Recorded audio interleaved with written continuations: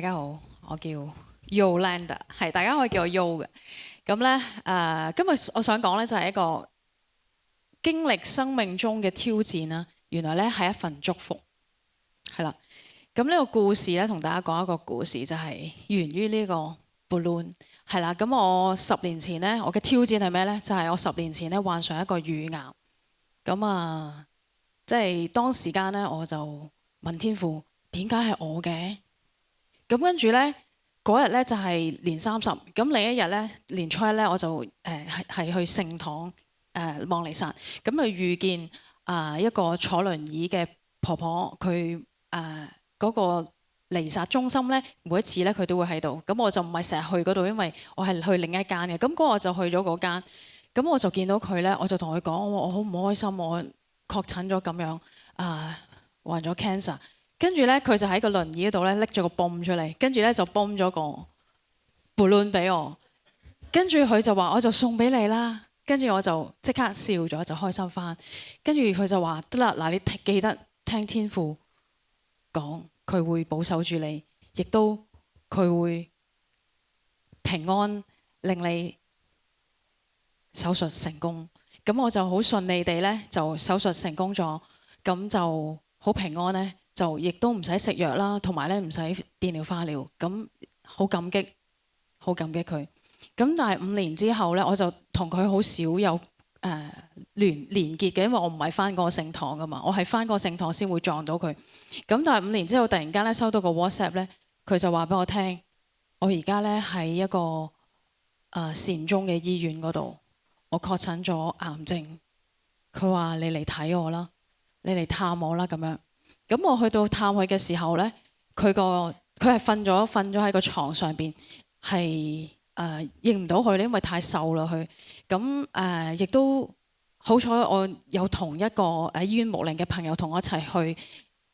我唔敢叫醒佢嘅，如果我自己去，咁佢個朋友就叫醒佢，佢話我嘅天主教聖名叫 Veronica， 佢話 Veronica 嚟咗，你快啲起身，快啲起身。咁佢即係昏迷瞓咗，但係佢真係突然間醒咗呢個婆婆。咁跟住佢醒咗之後咧，我哋就嘗試撳起佢嗰個牀啦，起身啦，跟住就同佢講即係睇下佢係清唔清醒，佢係清醒喎。跟住咧，佢嗰個台前邊咧就有一個德蘭修女嘅聖像，同埋咧佢有本祈禱書。其實佢唔係好認得我係邊個啦，相信。跟住突然間佢揭開本祈禱書，佢話：哦，我認得你啦！你就係送呢個卡俾我嘅 Veronica， 因為我喺我做完手術成功咗之後，我就去多謝佢，我就送咗一張卡俾佢。嗰張卡係一個聖像耶穌聖心同埋聖母聖心，我後邊寫住一啲字俾佢。佢話呢個係咪你啊？跟住我話係啊，咁耐都保留住。但係佢同我講一句説話令我好深刻，就係佢話其實你確診，你話俾我聽你有癌症嘅時候，我每一日都為你祈禱，每一日都有為你祈禱。咁佢因為佢有工人姐姐喺度，佢工人姐姐話佢每一日咧都有個 list 咧為好多人祈禱，係啦。咁所以其中一個就係我啦咁樣，咁好感激，好多謝佢啦。咁就係為咗呢份精神咧，我就由嗰日開始，我就開始咧做翻運動。我以前咧係唔做運動，即係我好耐冇做運動啦，就令到身體唔好啦。咁我亦都係考咗個教練。我喺去係深圳考教練嘅時候咧，就係有見到呢朵花啊！即係我知道佢喺度啦，佢祝福我啦。我一定要好好咁樣做好我教練嘅工作。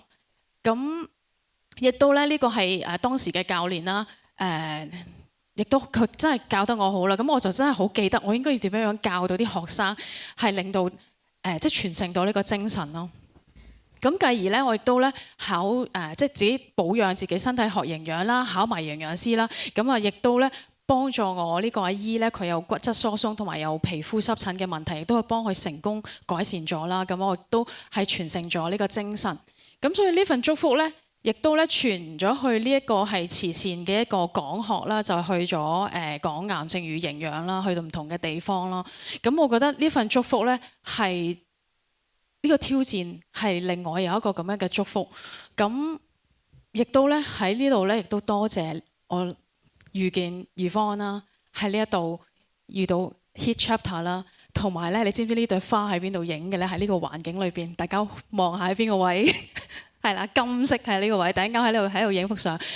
咁咧，亦都好多謝 Charisma Hub 啦，係啦，因為喺呢一度呢一個花，亦都係Elaine就係喺呢一個演講裏邊咧送俾我。咁所以咧，原來一朵花係令我係好多祝福咯。即係呢一個生命裏邊，原來我嘅健康，原來一朵花係令到好多祝福。